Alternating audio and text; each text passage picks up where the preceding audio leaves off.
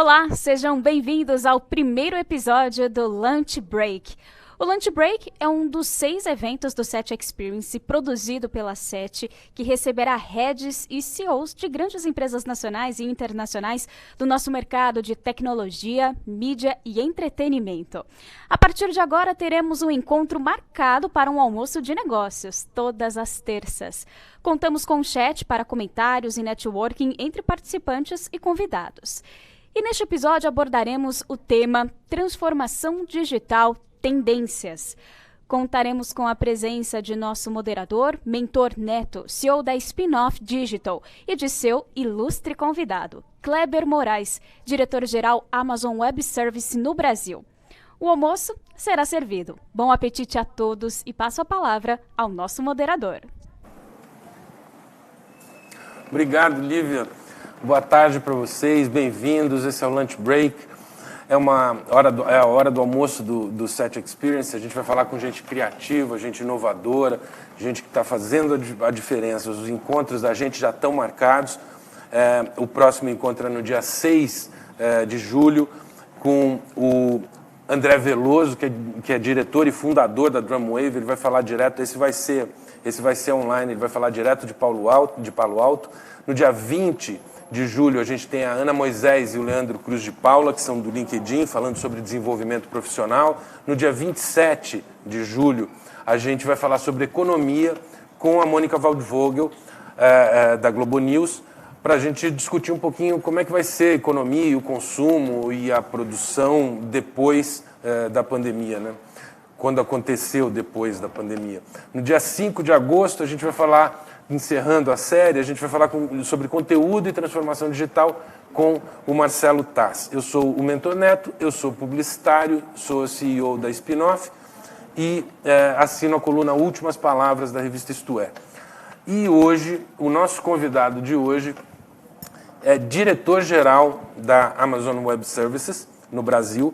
Ele tem 30 anos de experiência, atuou na liderança de operações como a Schneider Electric, a Avaya, a Sun Microsystems, foi presidente e CEO da Bematec, e aí agora é longo, hein? Ele é formado em Engenharia Elétrica pela Mauá, tem especialização na Harvard Business School em Executive Education and Strategy, na London Business School in Decision Making for Leaders, na INSEAD em Mergers e Acquisitions e Corporate Strategy e pela Singularity University em Exponential Technologies, no Vale do Silício, além do Programa de Gestão Avançada da Fundação Dom Cabral. Ufa!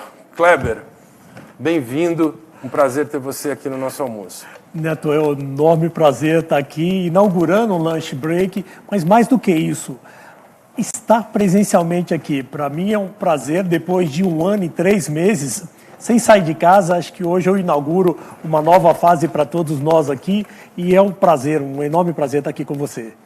Ótimo. Vamos começar, né, o nosso bate-papo. Eu vou começar comendo. Eu queria te perguntar o seguinte, claro que todo mundo conhece a Amazon Web Services,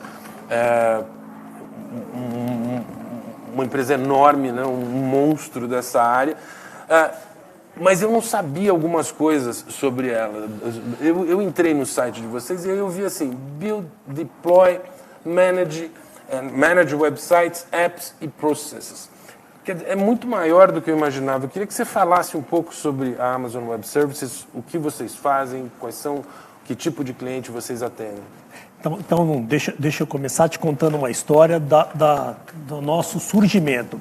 Acho que a Amazon, há praticamente 15 anos atrás, descobriu que ela tinha um modelo onde, durante os picos de Black Friday, quando a gente tinha grandes picos de consumo, a Amazon tinha uma necessidade computacional muito grande e, em momento seguinte, ela tinha uma ociosidade de tecnologia. A gente, trabalhando internamente, inovando internamente, nós descobrimos que a gente poderia levar isso aos clientes, levando como serviço, cobrando conforme eles utilizassem essa tecnologia e tendo a oportunidade de levar tudo isso via internet.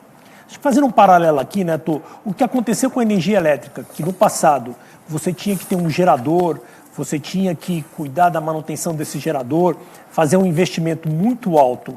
E a partir do momento que você transformou isso para ser utilizado através de um clique só, O que aconteceu na energia elétrica foi o que a AWS trouxe para o mercado de tecnologia.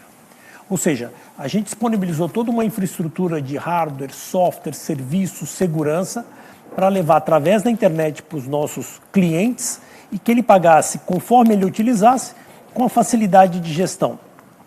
Acho que tudo isso permitiu esse boom tecnológico que a gente tem falado hoje em dia, que é essa transformação digital, e permitiu que milhares de empresas iniciassem essa jornada.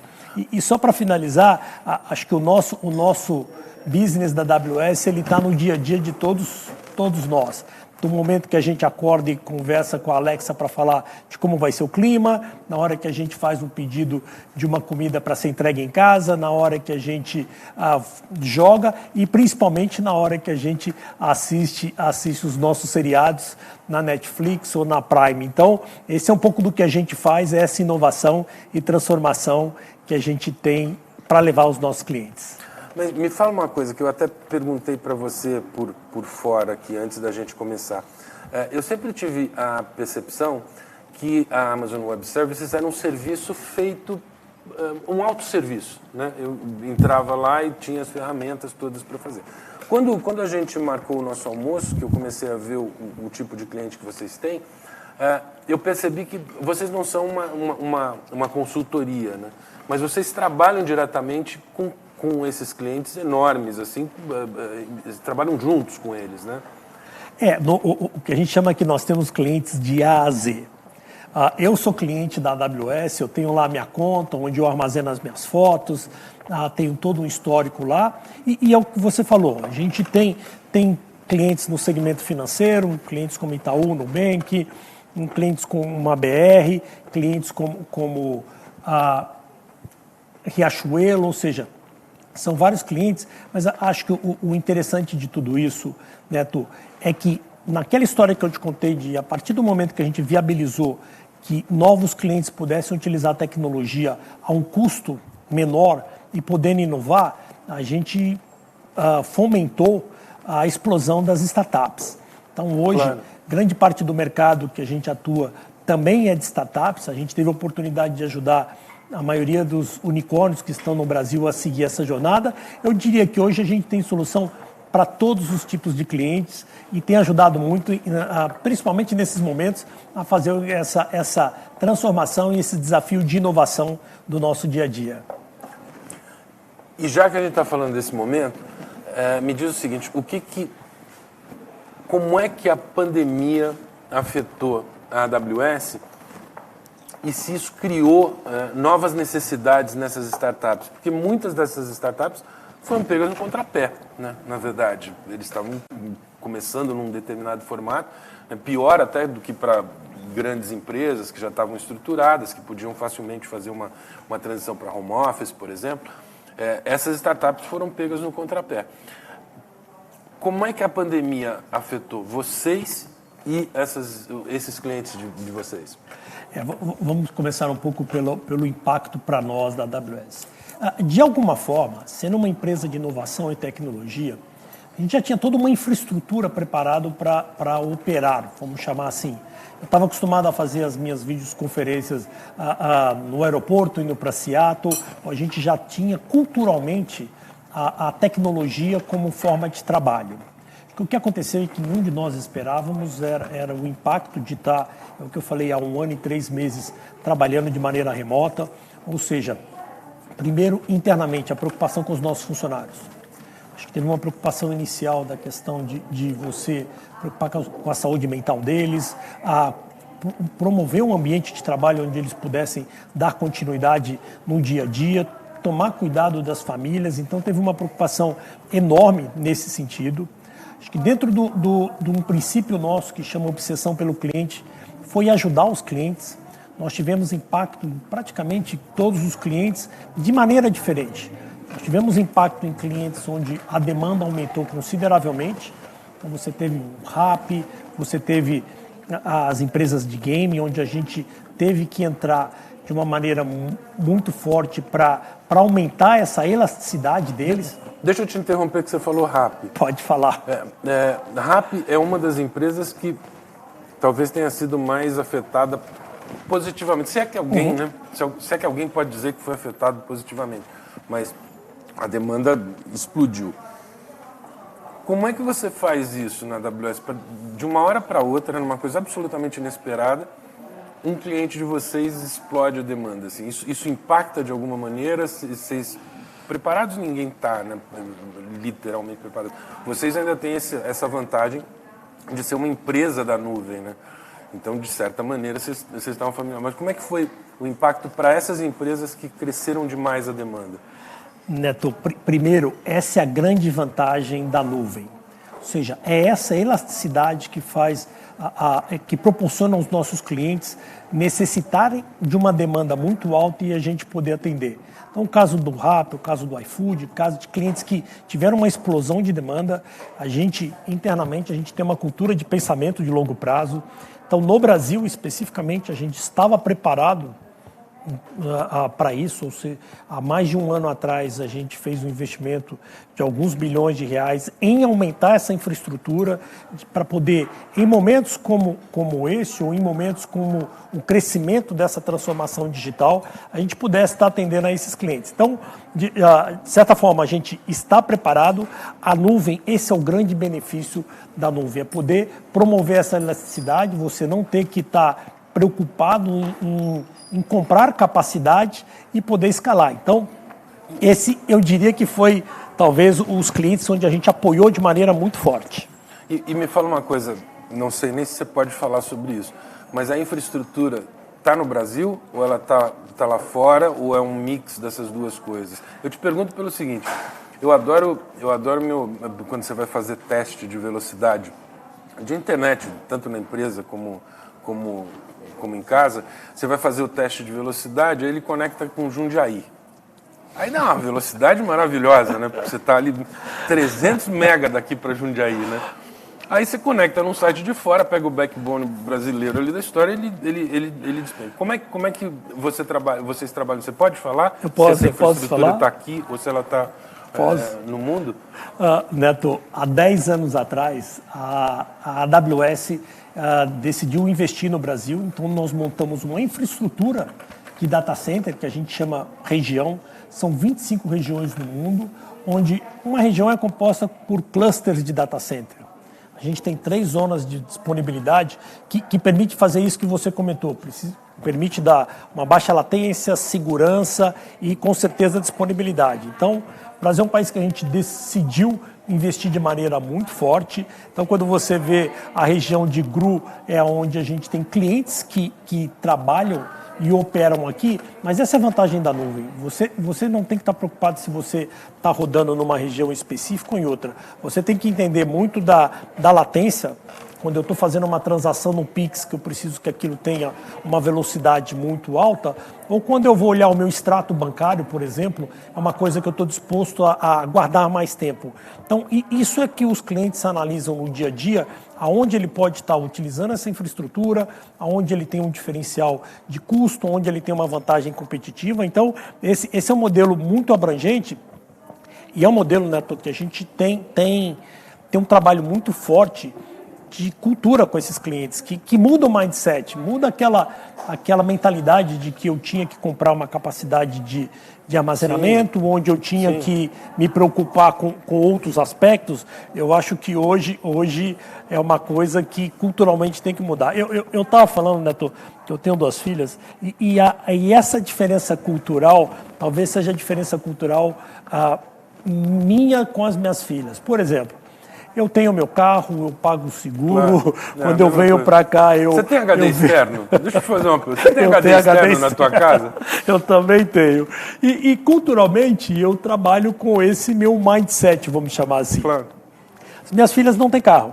Quando elas vão fazer uma viagem muito longa, elas alugam um carro. Quando elas vão aqui próximo, elas vão com outro meio de transporte, uma bike. Ou seja, o mesmo desafio cultural que eu estou sofrendo de gerações é o que está acontecendo hoje na tecnologia. Ou seja, você tem clientes que usam a inovação tecnológica como diferencial competitivo, que é o caso das fintechs, que é o caso dessas startups, e clientes mais tradicionais que têm um desafio maior de como é que eu entro nessa jornada. Acho que o grande objetivo nosso é ajudar esses clientes a entrar nessa jornada. E você falou uma coisa que é verdade. Você tem 2 filhas, eu tenho 3. As minhas têm 18, 20 e 21. E é curioso que das 3, só uma quis tirar a carteira de motorista. Carteira de motorista era uma coisa, nós temos a mesma idade, né? Descobrimos que temos exatamente a mesma. Você é de que mês? Eu sou de fevereiro. Você é mais velho que eu, é uma coisa que até dá para perceber. Mas eu sou de outubro, mas do mesmo ano, né, 64. E as minhas filhas, você lembra disso, quando tinha 18 anos, era a hora de tirar a carteira de motorista, né? Pô, chegou a hora de eu poder dirigir. Nenhum interesse para isso. Mas o que eu queria chegar nisso, assim, essa ideia de armazenamento local é muito das outras gerações. Eu tenho isso, né? As minhas filhas falam, para que você tem? Eu tenho 18 tera de hard disk externo ali, sabe? Uma coisa que é absolutamente desnecessária hoje em dia, né? E ela já vem com esse mindset, né? Da informação não ficar restrita, né? a um meio físico. Né? Neto, eu acho que é isso que está acontecendo, que a gente fala de transformação ou digitalização. Acho que ele passa pelo mindset e você como usuário, você ainda tem o poder na sua mão de falar, eu quero seguir por essa rota. Quando você é um empresário, quando você é um executivo, se você não entrar nessa jornada, você tem um desafio de inovação, um desafio de continuidade, eu diria, que ele é muito grande. Acho que hoje as empresas não perguntam mais se elas vão para a internet, para a nuvem. É quando e como elas irão. Então, eu acho que esse é o grande ponto que a gente precisa prestar atenção. Eu posso tomar a decisão de ir para uma jornada de transporte diferenciado, mas as empresas com certeza não terão essa oportunidade se eles não andarem muito rápido por uma questão de sobrevivência. Eu queria... Jailson, obrigado. Voltar... Obrigado, Jailson. Eu acabei desviando do assunto, porque você estava falando do impacto que teve a pandemia para a AWS. E eu tinha perguntado também qual era o impacto que teve nos clientes de vocês. Antes de voltar para essa, eu quero botar uma outra. A gente vai voltar... A AWS, você imagina que vai voltar para o escritório alguma hora? Ou a gente aprendeu a lição? Que a gente passou a ser nuvem também, né? A gente passou a ser virtual, não preciso estar no meu espaço físico. Eu vou responder essa e depois eu vou voltar à questão anterior, que é extremamente importante, de como é que os nossos clientes foram impactados. Mas, com certeza, a gente vai voltar num modelo diferenciado. Acho que dificilmente eu vou pegar um avião para fazer uma reunião, coisa que eu fazia todo mês, para fazer uma reunião em Seattle, para ficar algumas horas em reunião e retornar. Eu já estou achando que eu não vou pegar a marginal. Não estou nem pensando em ir para Seattle. Se eu não pegar a marginal, eu já estou feliz da vida. Não, a marginal eu devo pegar, mas com certeza numa sexta-feira, onde o nosso escritório aqui na JK, onde eu demorava quase meia hora para sair do estacionamento, eu acho que esse modelo não faz mais sentido. Acho que a gente ganhou um nível de produtividade e de proximidade dos clientes que foi uma coisa fantástica. Hoje eu consigo fazer 3 reuniões por dia com clientes em Minas, com clientes em Porto Alegre, com clientes em São Paulo, no nível de aceleração, se eu puder chamar assim. As nossas reuniões duram 45 minutos, são extremamente produtivas, coisa que no passado só o deslocamento inibia tudo isso. Então, acho que a gente vai voltar, mas de uma forma diferente. Tem um aspecto, Neto, que ele é fundamental, e principalmente para nós, brasileiros. Eu acho que é a proximidade. Sim, eu acho que isso realmente é uma adaptação que a gente vai ter que fazer nesse novo modelo para a gente poder continuar tendo isso aqui, né? Eu acho que esse aqui é um exemplo. A gente poderia estar fazendo esse almoço virtual. Eu acho que o lado da satisfação, o lado dessa satisfação da gente poder ter o contato, e no caso da Amazon e da AWS, ele tem um fator que ele é extremamente importante, que é o nosso aspecto cultural.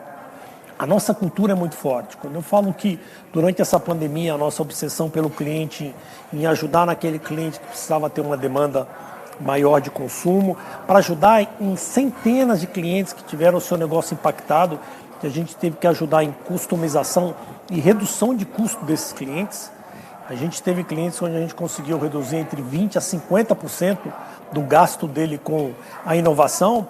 Então, tudo isso está permeado na nossa cultura e faz com que realmente a gente tenha que ter a oportunidade de estar no escritório para dividir essas experiências. Quando você fala ajudar os clientes na inovação, eu de novo volto para aquele ponto do quanto consultoria vocês são para alguns clientes. Eu tenho um unicórnio, consegui inventar um unicórnio, né? É só um exemplo, infelizmente. Aí eu chamo vocês e vocês me ajudam no processo para descobrir a inovação, ou eu chego para vocês e digo assim, olha, eu tenho isso aqui, olha que genial que é isso aqui, agora como é que eu implemento? Acho que esse daqui é um tópico bem legal, porque a gente ajuda os clientes a viabilizar a ideia desses clientes. Então, um exemplo real, o Nubank, há alguns anos atrás, tinha uma ideia de lançar modelos financeiros diferentes. E aí, onde a gente ajuda? A gente ajuda em programas de arquitetura, ou seja, em função da inovação, como é que a tecnologia pode permitir com que tudo isso seja viabilizado. A gente ajuda com capacitação técnica de maneira muito forte, para que eles consigam desenvolver essa tecnologia. E a gente acompanha, né, com créditos, com proximidade, a jornada desses clientes.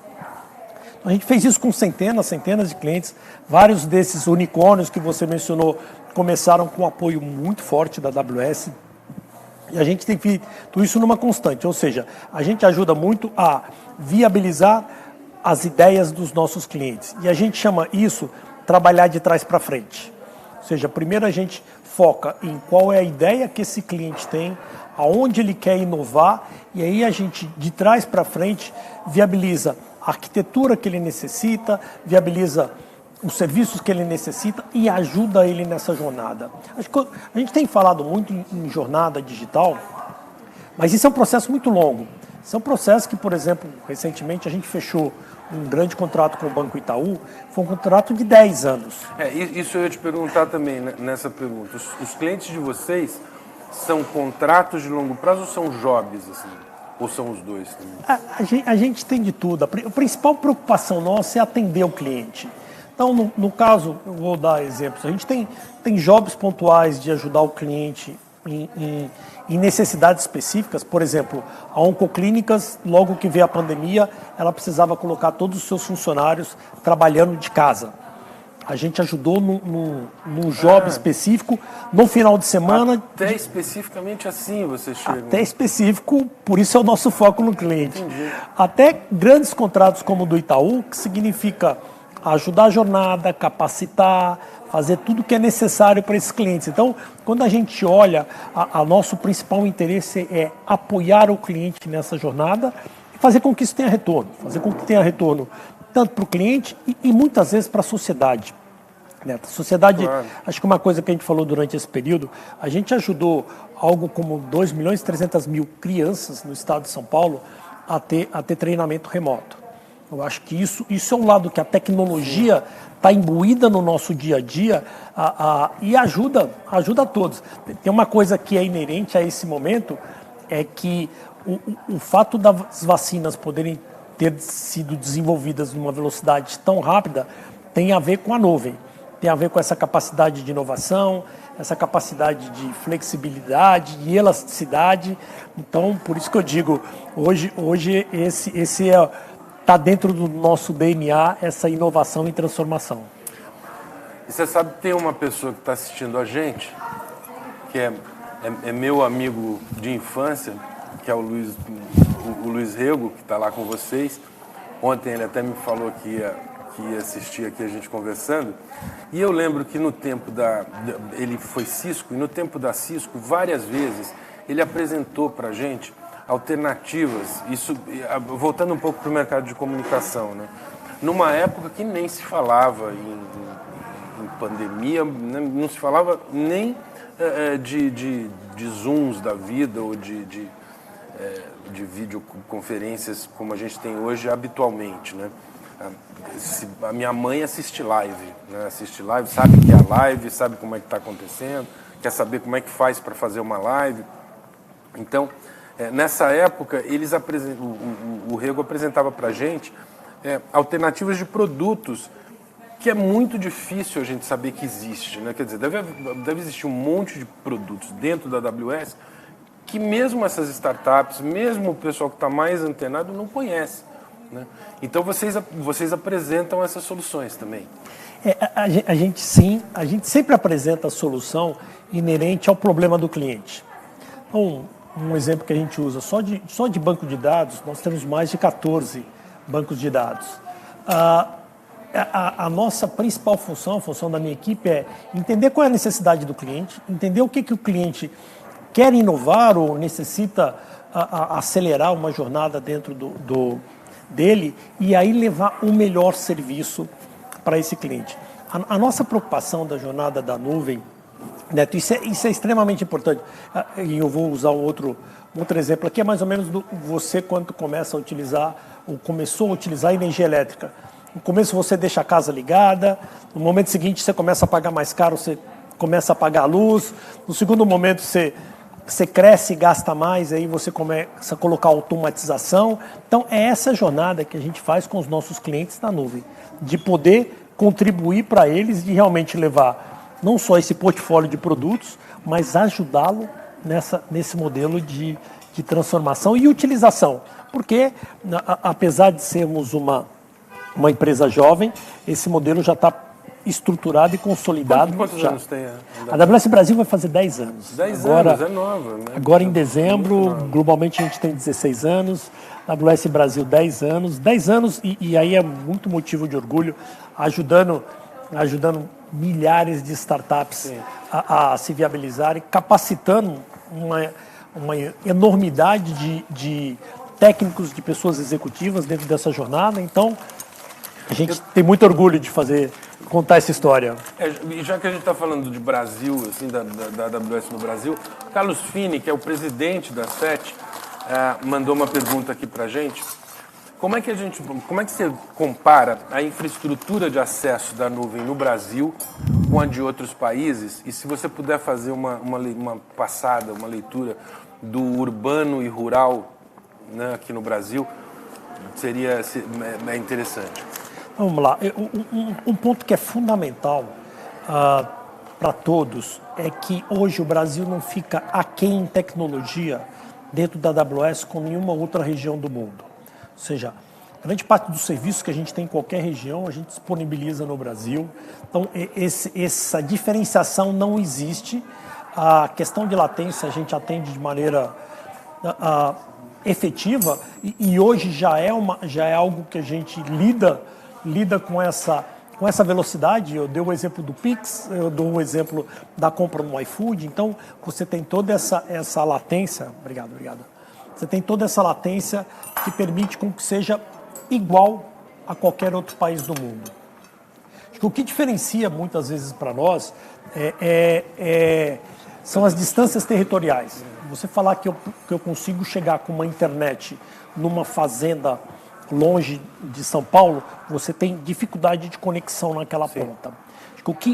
O segundo movimento que está vindo aqui, a gente tem trabalhado com empresas como Materials ou empresas no ramo agrícola, primeiro você consegue levar capacidade de dados e de conexão pontualmente para aquela região. Lógico que ela tem, sua velocidade é diferente, mas você consegue... Mas isso a AWS não faz. Isso a AWS também faz. Também faz? Isso a AWS também faz. Peraí. A gente ajuda. O cara tem uma fazenda lá no Mato Grosso. Ele precisa botar uma conexão rápida, seja lá por quê, ele precisa ter dados lá. Eu não trabalho com a conexão. Com a conexão, você trabalha? Eu trabalho com a informação que ele pega de uma coletadeira. Claro. Ele armazena aquilo numa comunicação via rádio, por exemplo, que ele pode coletar. Ele cuida da infraestrutura local e a partir daí, quando ele levar isso para uma nuvem, ele faz análise de dados que ele precisa fazer, como é que está o clima, como é que está e a AWS analisa essa conexão dele.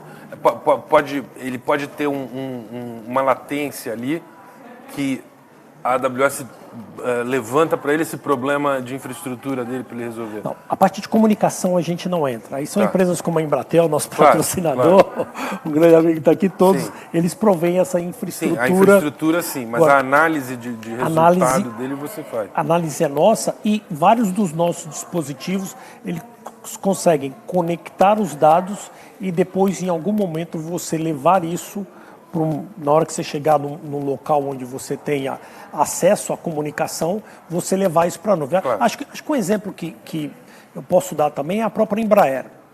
A Embraer, a gente fez um projeto junto com eles, onde durante um voo de um avião, você começa a coletar vários dados. Você coleta dados de pressão, dados da turbina, ou seja, são milhares de dados que você coleta.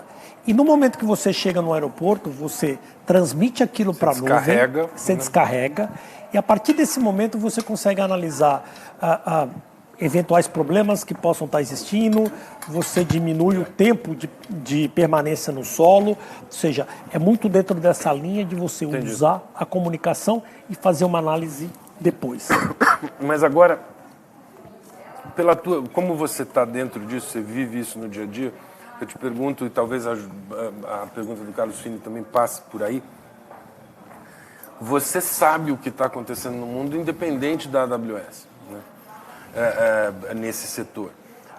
Como é que você vê a nuvem no Brasil, no geral, assim, a nossa conexão com a nuvem, comparada com outros países, você acha que, independente da AWS, você acha que, aí eu falo de infraestrutura mesmo, você acha que que a gente está no mesmo nível, o Brasil não está ficando para trás? O Brasil não está ficando para trás. Acho que dá orgulho para a gente, eu citei aqui o Nubank se internacionalizando, a VTEX se internacionalizando, o Hotmart, ou seja, hoje a gente começa a ter as multinacionais brasileiras que nasceram na nuvem, ganhando espaço, crescendo, ou seja, a gente não fica atrás sob nenhum aspecto. Acho que a questão de investimento, nunca foi investido tanto capital no Brasil nessas startups. Talvez o grande gap que exista é o gap de capacitação.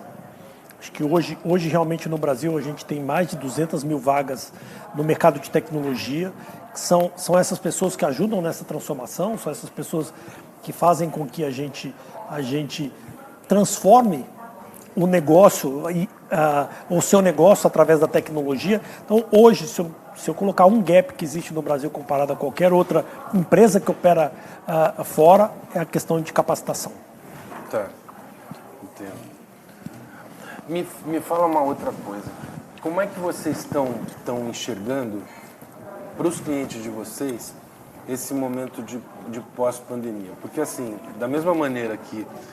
Vamos pegar os aplicativos de entrega, que eu acho que eles são bem emblemáticos assim, né, de uma mudança social que se espelhou na internet, na rede, na nuvem, enfim. Como é que vocês veem isso no pós-pandemia? Você acha que vai ter uma queda disso? E aí vocês trabalham para ajudar esses clientes a receber essa mudança? Eu não acredito numa queda. Eu acredito que os clientes aprenderam e aceleraram essa transformação digital.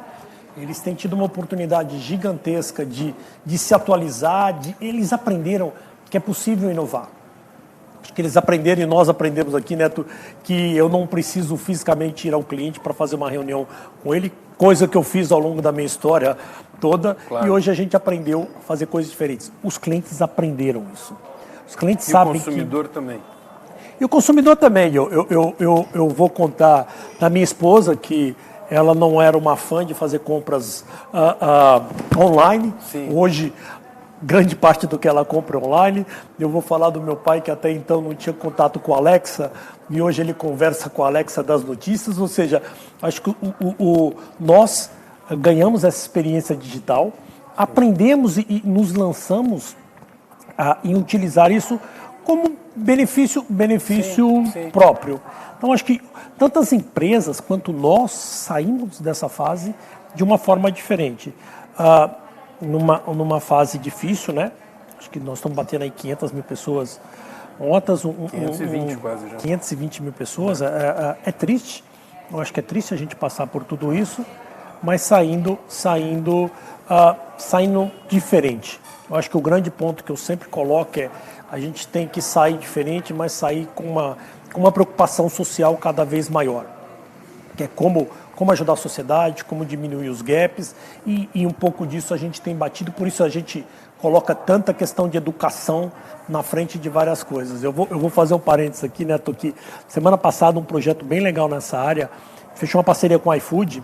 Sim. E o iFood começa, junto com a AWS, a treinar os entregadores, começa a treinar o pessoal de restaurante para ajudar a suprir um pouco dessa demanda de infraestrutura tecnológica, mas dando uma oportunidade de trabalho diferente para essas pessoas. Então, acho que esse é um pouco do que a gente tem que contribuir para esse lado social também. Legal. Eu queria levar um pouco da nossa conversa. O SET Experience fala muito de produção de mídia, de entretenimento e tal. Eu tenho uma pergunta aqui do Sérgio Eduardo de Santoro Brusetti, que é da Record TV. Ele pergunta o seguinte: em termos de uso da utilização da nuvem para emissoras de TV, como é que você vê isso? Você tem algum exemplo que te ocorre? Como é que isso acontece no mundo? Não, hoje, dentro da AWS, a gente tem uma divisão focada em mídia e entretenimento. Significa que a gente tem especialistas dentro de casa que ajudam os clientes dentro dessa jornada e acho que os exemplos que dá para a gente trabalhar vão muito na linha da Netflix, que opera, que a gente chama praticamente conosco, e nasceu conosco dentro da ideia de escalabilidade, dentro dessa ideia de personificação, de entender qual é a necessidade do cliente. Acho que a gente pode citar a Fox. A Fox também é um outro grande cliente que ele trabalha conosco em toda a cadeia de produção que eles operam. Acho que a Discover com mais dos seus 200 canais, que a gente faz o playout com eles e estamos fazendo com alguns outros clientes aqui no Brasil. Acho que um outro exemplo é a NBC. E um ponto que a gente tem trabalhado de maneira constante, eu acho que são com alguns entretenimentos que a gente chama de como é que você conecta isso com a mídia. Fórmula 1, recentemente, a gente fez uma parceria com a Ferrari para coleta de dados, mas para ter a interatividade junto com o usuário. Devolver isso para a transmissão. Devolver isso para a transmissão e devolver um exemplo que a gente divide com a audiência é analisar a probabilidade que aquela ultrapassagem possa ser feita naquele momento. Entendi. E que questão de vento, questão de velocidade. Então, nós, como assistindo, a gente tem essa interatividade e isso faz com que você consiga captar mais a atenção do espectador. Eu acho que esse é um ponto. Agora, uma coisa que a gente tem trabalhado muito forte, e esse daqui é em todos os segmentos, mas principalmente no segmento de mídia, é a questão de dados. Acho que tem uma quantidade de dados que são coletados, e a gente falou um pouco de experiência do telespectador, é como é que você entende essa experiência e como é que você transforma isso em negócio, como é que você transforma isso em algo que seja rentável para os dois lados, eu entendendo, talvez na personificação do Kleber, que tipo de comercial que eu quero assistir, que tipo de efetividade naquele comercial eu trago de retorno. E cada vez mais customizado para a própria audiência. Quer dizer, a Spin-off, a minha agência, ela foi criada baseada nisso, né? Em data, em informação e tal. Quer dizer, a AWS, além da coisa do armazenamento da nuvem, tem essa inteligência de data que cada vez vai ser mais absurdo. Né? Você sabe que tem a gente tem um cliente na agência, que é o Quinto Andar, né? que você talvez conheça até pela própria AWS, que também está crescendo, é outro unicórnio, né? E o Quinto Andar tem muito essa preocupação, porque os dados todos que você recebe, né, você precisa cuidar dessa privacidade, ainda mais agora com a LGPD. E eu brinco com isso, assim, a gente está num momento que é quase um tabu, né, essa história. Quando você fala com os clientes, principalmente, tem essa história de você falar, eu estou pegando dados, né, do consumidor, eu vou usar esses dados de alguma maneira, no caso do que a gente estava falando do espectador, né? E a gente está num momento que é assim, Cambridge Analytics, depois o Zuckerberg no Congresso americano, depois vazamento do CPF aqui no Brasil. Então, quando você fala com os clientes ficam sempre com o pé atrás. Não, data não, cuidado, isso aqui é muito difícil e tal. Só que é um caminho sem volta, né? Você vai dizer, tá bom, então é perigoso, então não vamos usar, né? Quer dizer, a gente vai usar e tem que usar de maneira ética isso, né?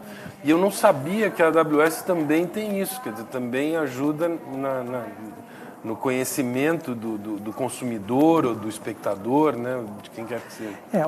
Hoje, duas coisas que são extremamente importantes com relação a dados. Acho que dados é o que a gente chama internamente, que é o Job Zero, ou seja, a nossa principal prioridade. Acho que a nuvem só existe pela segurança dos dados como um todo. E isso é uma coisa que a gente diz internamente que é um trabalho compartilhado. Ou seja, a gente provê toda uma infraestrutura de serviços com parceiros, com todos os que podem nos ajudar a fechar as portas, mas o cliente tem que estar envolvido nessa jornada. É a mesma coisa, Neto, de você ter a sua casa, colocar todo um sistema de segurança, mas deixar a porta aberta. Claro. Hoje, mais do que nunca, os dados na nuvem eles estão mais seguros do que qualquer outra infraestrutura que a gente chama de on-premises. Por quê? Porque o investimento que é feito para manter esse dado seguro são de alguns bilhões a quantidade de empresas que nos ajudam a manter esse dado. E a propriedade do dado é do cliente. Claro, aí a responsabilidade dele pelo uso. E ninguém acessa esse dado, porque ele é criptografado, claro. Ele é seguro. Então, é esse cliente que toma a conta do dado. Então, acho que essa preocupação de saber quem é o usuário Kleber, o que ele tem feito, o que ele pretende, eu acho que está muito mais num conceito de olhar pessoas do meu perfil de uma maneira mais ampla. Sim, de um cluster. Do cluster, olhar eu e você, que temos a mesma idade, de repente a gente tem os mesmos interesses, costumes, do que pessoalmente o Neto, o que ele gostaria. Claro, então, claro. Agora, esse é um caminho sem volta, esse é um caminho que conforme você utiliza a tecnologia, você vai ver que ela é segura, ela te provê o benefício disso, de você poder contar com mais coisas, poder contar com inovação e, com certeza, fazendo de maneira bem feita, o dado é extremamente seguro. E a conversa que a gente vai ter na semana que vem, é até legal a gente falar disso, na semana que vem, no dia 6 de julho. É semana que vem? É a semana que vem, né? Dia 6 de julho é a semana que vem. Vai ser com o André Veloso, da Drumwave, e o André está fazendo exatamente a outra ponta, que é a ponta do consumidor, né? E uma maneira de monetizar esses dados, porque eu estou dando dado o tempo todo, né? Eu estou fornecendo dado para as empresas, né? Então ele está monetizando isso. Essa vai ser a conversa da gente na próxima semana. E vai ser uma boa conversa. E olha, é impressionante mesmo a ideia que tem por trás da Drumwave, é muito interessante, porque transforma uma carteira virtual de dados. Você passa a ter uma carteira virtual de dados, que deve estar na AWS em algum lugar, entendeu? Em algum lugar eles estão na AWS. Depois eu vou conversar com ele e se não tiver, você vai convidar. Você vai trazer. A gente falou de conteúdo, falou de entretenimento. A Eliana Sforza, Barlavento Consultoria. Kleber, você considera que a utilização da nuvem se aplica aos pequenos empresários também? Isso é uma coisa que eu queria falar com você mais especificamente. Pergunto porque trabalho com pequenos empreendedores e o esforço para a migração do presencial para o digital é muito grande. E os resultados ainda são tímidos para esses pequenos investidores. Primeiro eu queria um parâmetro teu. Assim, o que é um cliente grande para você? Não, tudo bem, não vamos falar de Netflix, que isso a gente sabe. Mas assim, existe essa diferenciação assim, entre um cliente pequenininho que está começando e um cliente médio, digamos assim? Não, internamente, a gente não faz diferenciação de clientes por tamanho nem por consumo, vamos chamar assim. A gente faz uma diferenciação por jornada.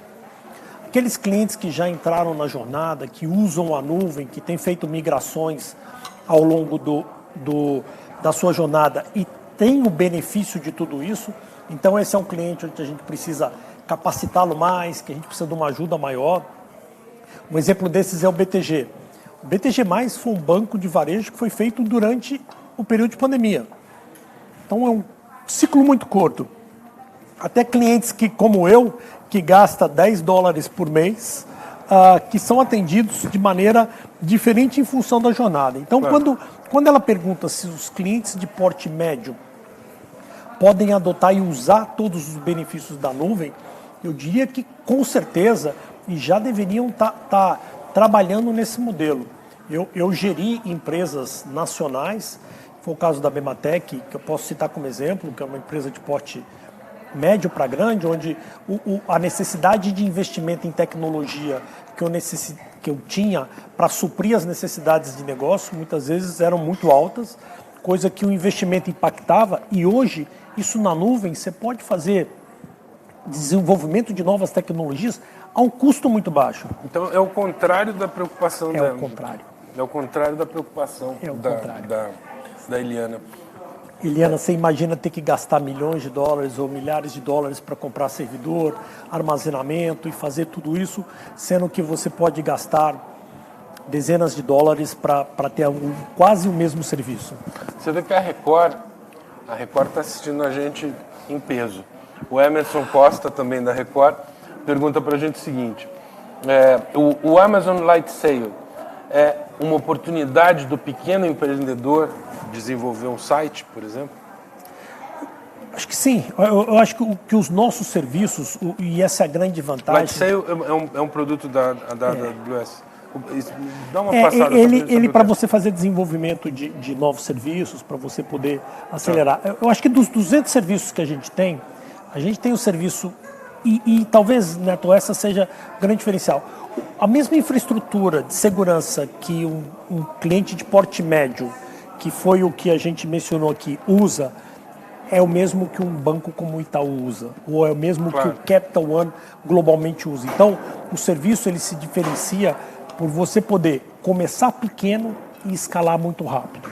Então, quando você olha todos esses serviços, eles são desenhados dessa maneira para poder ajudar o usuário nessa jornada. Então, acho que na maioria dos serviços, e aí, desculpa, às vezes a gente não entrar de maneira tão profunda, porque são 200 serviços, mas a gente tem uma equipe que está disposta o meu compromisso aqui de sentar com a equipe da Record e entender das necessidades e saber como é que a gente ajuda cada um deles. Então você vai ter que sentar com o SBT também, porque o Luiz Febroni, do SBT, está perguntando o seguinte: fornecedores de soluções para o segmento de pós-produção, edição, por exemplo, edição de vídeo, oferecem serviços baseados em APIs que rodam em nuvens de parceiros como a AWS. Nesse sentido, a AWS pensa em reunir esses dois mundos e oferecer um ambiente completo de pós-produção para o segmento de broadcast. De novo, assim, a SET tem esse viés de mídia e entretenimento. Então,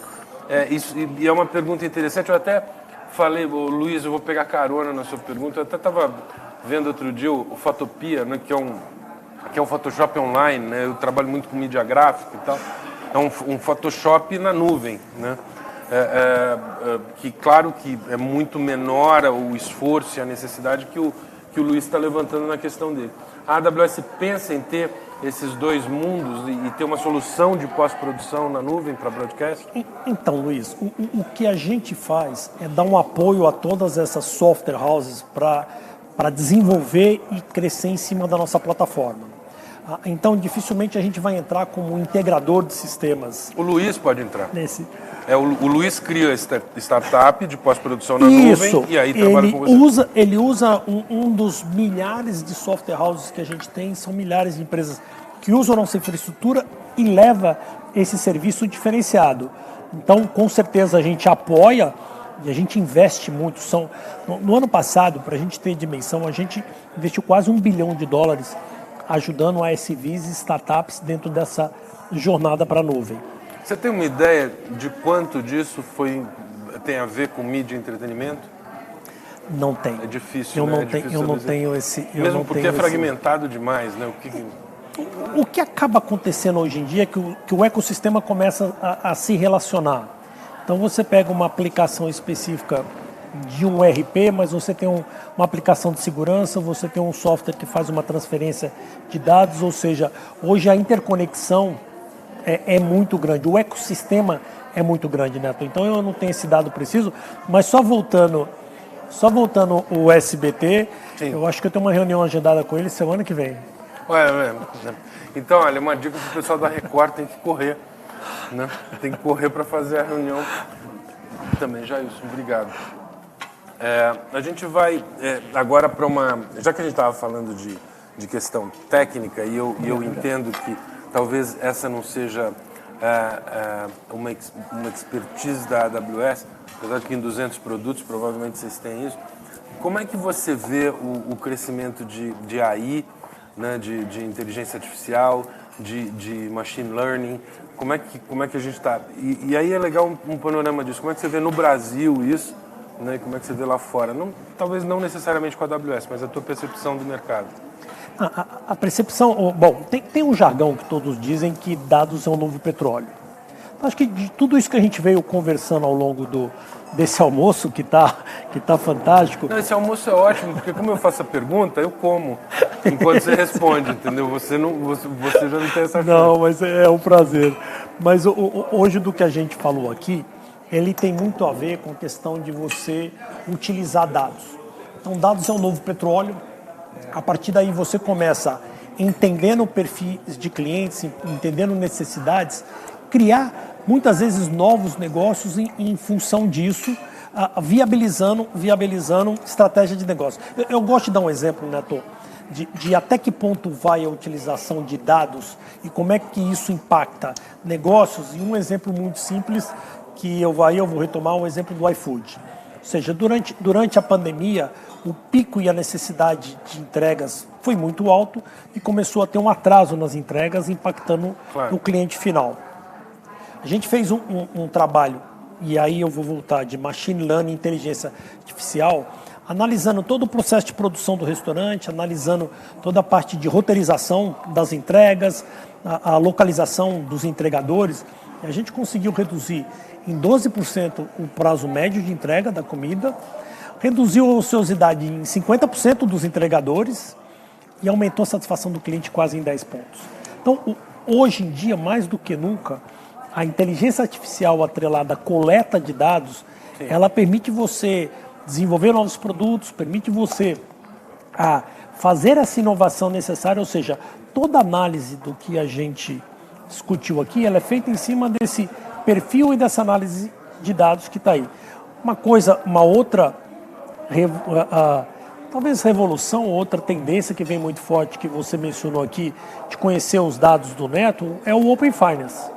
Sim. Então, você disponibilizar os dados de como cliente para que empresas façam ofertas em cima do seu conhecimento, em cima de dados, ela consiga fazer... Mas isso é que eu acho que ainda tem esse preconceito, né? Quer dizer, como esses dados podem ser utilizados para o mal, né? Como qualquer coisa, né? Na verdade, você pode usar para o mal, né? Tem a Deep Web aí que você pode comprar droga online, né? Quer dizer, qualquer coisa você pode levar pro mal. Também os dados podem fazer isso, mas tem esse outro lado que é possibilitar você ter tudo customizado para você, né? Você ter a resposta customizada para você. Você falou que vocês atendem RAP também, quando vocês trabalharam com RAP também. Que uma coisa que me chama a atenção é o RAP Turbo, né? Uma coisa, outro dia, e que deve ter uma inteligência por trás para conseguir isso. Né? Outro dia eu pedi uma bebida, chegou em 4 minutos em casa. Eu perguntei para o entregador, mas você estava aqui na portaria, né? Como é que você consegue chegar em 4 minutos em São Paulo com alguma coisa? E a gente, falando em inteligência artificial, a gente está fazendo um projeto para um cliente nosso, que é uma grande rede de varejo, que ainda não foi lançado o produto, então não dá para falar qual rede é, mas que você faz a sua lista de compra, envia para eles, e por inteligência artificial, ele pega aquela lista e troca os produtos que você pediu para ter o preço mais baixo naquela categoria. E aí você vai lá e edita. Né? Você fala assim, bom, esse produto aqui não, esse eu não quero que troque. Esse eu quero que fique aquele que eu escolhi e tal. Né? Isso só é possível quando o consumidor ou o espectador, ou seja, quem entenda, né, a vantagem que é você entregar seu dado, você deixar seu dado anonimizado, criptografado, né, seguro de todas as maneiras, mas você conseguir ter, para você conseguir ter essa resposta. Né? E é isso que vem aí pela frente, né, Arthur? Outro dia eu estava lendo uma síntese que logo que os carros começaram a andar e com uma velocidade maior, no primeiro atropelamento que teve, eles queriam que voltassem os cavalos, porque sim, aquilo poderia perder o controle.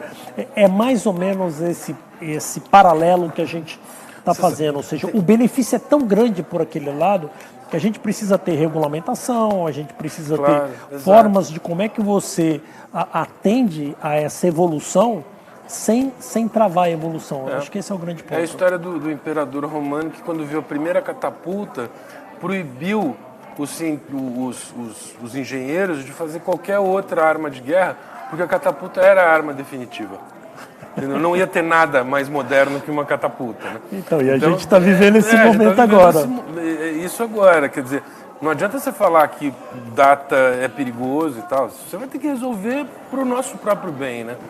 Para o lado ético e para como a gente pode ter vantagem em cima disso. Né? E hoje, quando você pega a nossa qualidade de vida, vamos chamar assim, o fato de você poder fazer uma transação bancária segura e rápido, o fato de você pedir, você imagina durante esse período aqui, se não fosse entregas de delivery, de você poder estar sendo servido dentro de casa. Então, a tecnologia evolui nesse ponto. E você ter uma sensação de conexão ainda, né?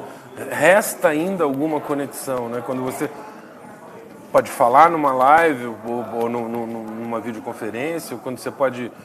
outro dia aconteceu da minha mãe almoçar comigo e as minhas filhas num tablet, né? Ela estava ali presente, né? Então, de alguma maneira, a gente tem isso.